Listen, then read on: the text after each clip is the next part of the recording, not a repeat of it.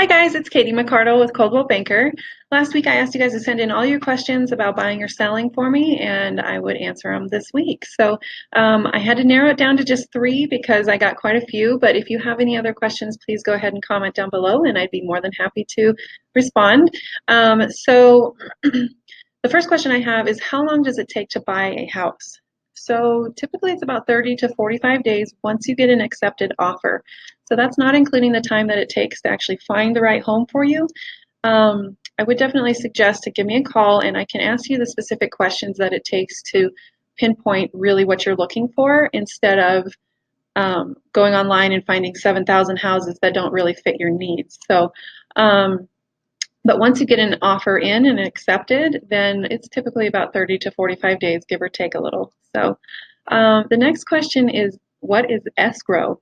There's a lot of you that ask what that is, and I know it's kind of confusing for some people, but I used to be an escrow assistant for about 10 or 11 years before I became a realtor, so I should know what this is. So escrow is a disinterested third party.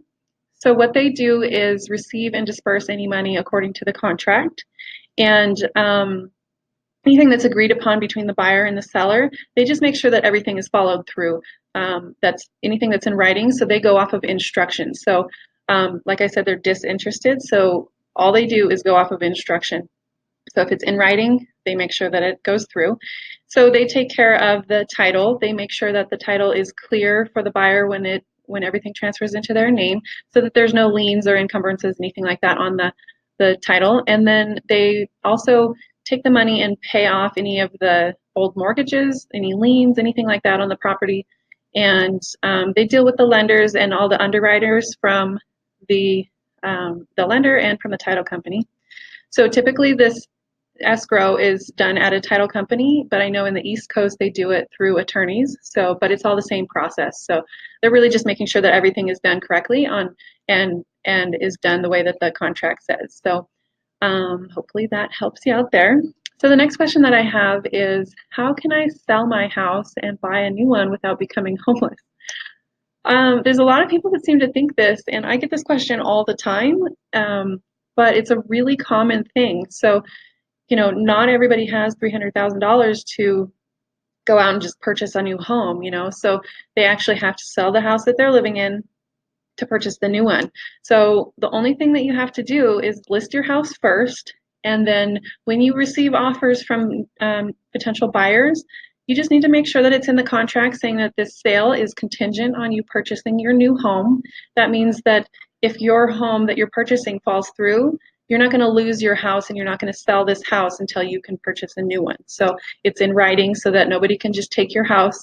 So it's really that simple. The only gray part is you need to make sure that it's in writing, that you guys are all on the same page with what time you're going to actually be moving out of the house, because you're going to sell your house and it's going to close, but you don't get that money until it closes, so you can't move into the other house until the new one is yours. So you just need to make sure that you're on the same page with the buyers, to let them know, look, I need a week after we close to move out, or whatever works for best for both of you guys.